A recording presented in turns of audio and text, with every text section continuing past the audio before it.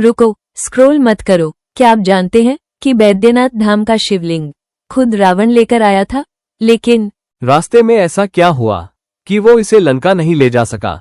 और क्यों भगवान शिव को यहाँ बैद्यनाथ यानी वैद्य कहा जाता है? आज की इस कथा में आप जानेंगे भक्ति, अहंकार और भगवान शिव के अद्भुत लीला। नहीं सुना। एक विनम्र निवेदन, कथा शुरू करने से पहले आपसे एक छोटा सा आग्रह है, इस कथा को पूरा अवश्य सुने ताकि आप इसके हर रहस्य सही रूप में समझ सकें, क्योंकि यह सिर्फ एक कहानी नहीं, ये है भगवान शिव की अद्भुत लीला। तो अंत तक जुड़े रहें और इस पवित्र यात्रा का हिस्सा बने। बहुत समय पहले सोने की नगरी लंका का सम्राट रावण सिर्फ एक महान राजा ही नहीं बल्कि भगवान शिव का सबसे प्रबल भक्त था। एक दिन उसके मन में एक विचार उठा, अगर स्वयं महादेव लंका में विराजमान हो जाएं, तो मेरी लंका अजेय बन जाएगी। बस यही विचार उसकी जिंदगी का लक्ष्य बन गया। रावण निकल पड़ा हिमालय की कठिन घाटियों में, जहां हर सांस लेना भी तपस्या जैसा था।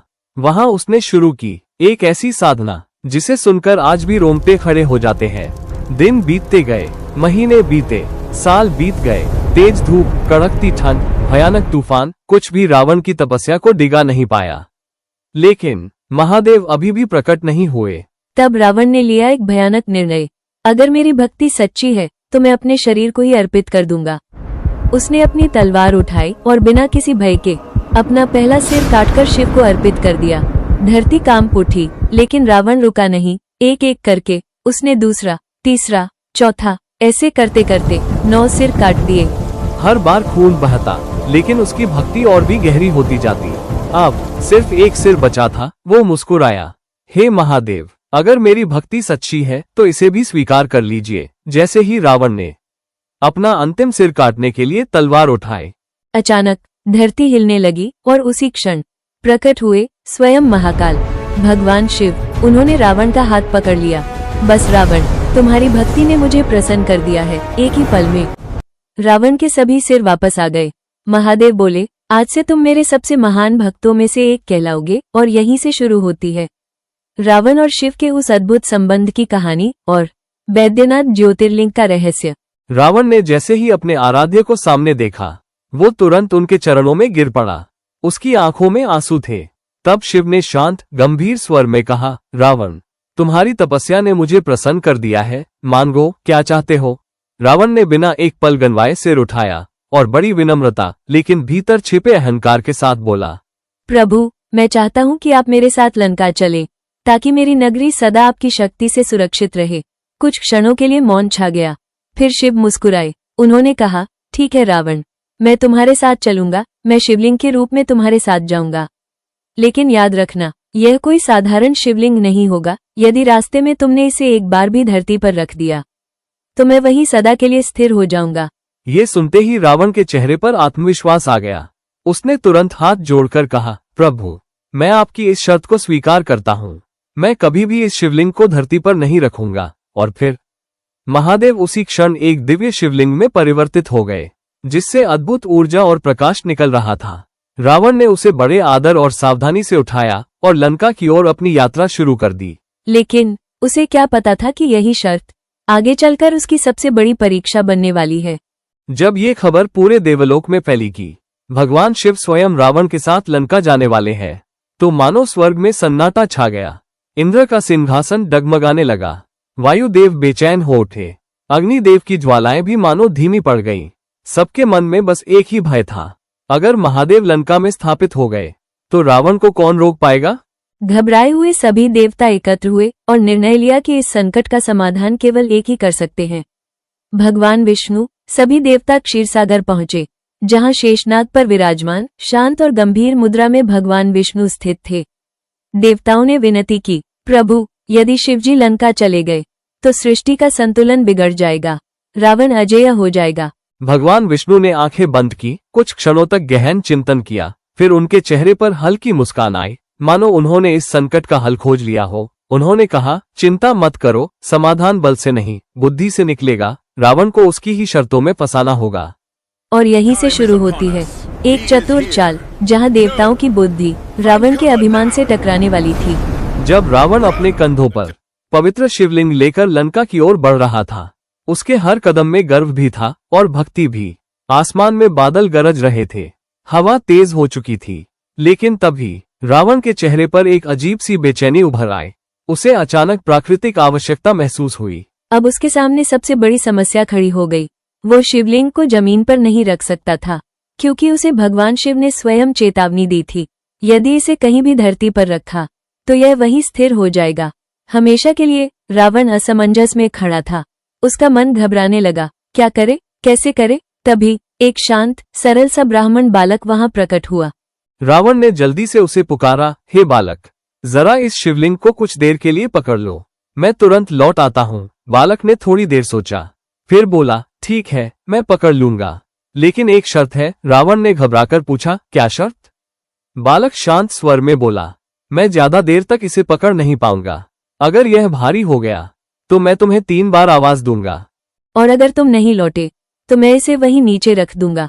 रावण के पास कोई और विकल्प नहीं था।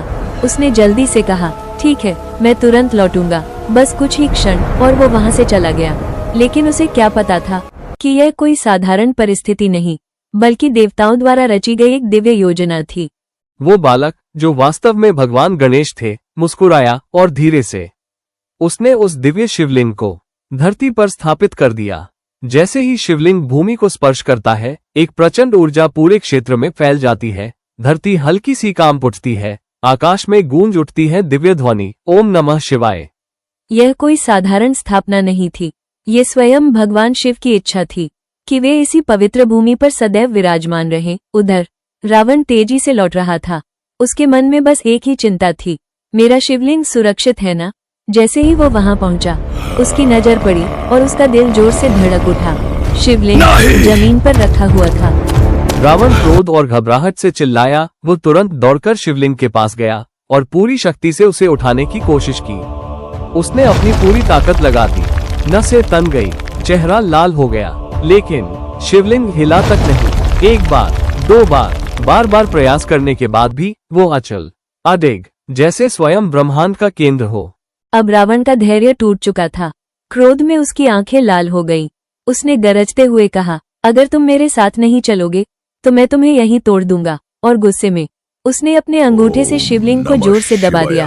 कहते हैं, आज भी उस पवित्र शिवलिंग पर रावण के अंगूठे का निशान मौजूद है, जो इस घटना की साक्षी देता है। आज झारखंड के पवित्र नगर देवघर में स्थित बैद्यनाथ धाम सिर्फ एक मंदिर नहीं, बल्कि करोड़ों लोगों की आस्था का केंद्र है। यह वही दिव्य स्थान है जहां स्वयं भगवान शिव वैद्य रूप में विराजमान है और अपने भक्तों के हर दुख को हरने वाले नाथ बने हुए हैं। भारत के 12 पवित्र ज्योतिर्लिंगों में बैद्यनाथ धाम का अत्यंत महत्वपूर्ण स्थान है। ऐसी मान्यता है कि यहाँ सच्चे मन से मांगी गई हर मनोकामना निश्चित रूप से पूरी होती है। जैसे ही पवित्र श्रावण मास आता है, पूरा देवघर बोल बम के जयकारों से गूंज उठता है। इस समय आयोजित होने वाला श्रावण मेला दुनिया के सबसे बड़े धार्मिक मेलों में से एक माना जाता है। लाखों नहीं, करोड़ों श्रद्धालु देश के कोने कोने से यहाँ पहुँचते हैं। इस दौरान शुरू होती है अद्भुत कांवड़ यात्रा। भक्त सुल्तानगंज से पवित्र गंगाजल लेकर लगभग 100 किलोमीटर की कठिन यात्रा नंगे पांव तय करते हैं। पूरे रास्ते केसरिया वस्त्र, बोलबम के नारे, ढोल नगाड़ों की धुन और भक्ति का महासागर दिखाई देता है। जब ये श्रद्धालु अंततः बैद्यनाथ धाम पहुँचते हैं तो अपने कंधों पर लाई कांवड़ से जलाभिषेक करते हैं और मन में केवल एक ही भावना होती है, हर हर महादेव। सदियों से, राजाओं का समय हो या आज का आधुनिक युग, बैद्यनाथ धाम की महिमा कभी कम नहीं हुई। यहाँ हर दिन, हर पल भक्ति, विश्वास और चमत्कार का संगम होता है। और शायद यही कारण है कि आज भी लाखों दिलों की धड़कन में एक ही नाम गूंजता है, जय बाबा बैद्यनाथ। तो ये थी बैद्यनाथ ज्योतिर्लिंग की अद्भुत कथा, जहां भक्ति भी है, अहंकार का परिणाम भी और भगवान शिव की दिव्य लीला भी। अगर आपको ये कथा पसंद आई हो तो एक लाइक जरूर करें और कमेंट में लिखें हर हर महादेव। और इस पावन कथा को अपने परिवार, मित्रों और हर उस व्यक्ति तक जरूर पहुंचाएं। आपका एक शेयर किसी के जीवन में आस्था जगा सकता है।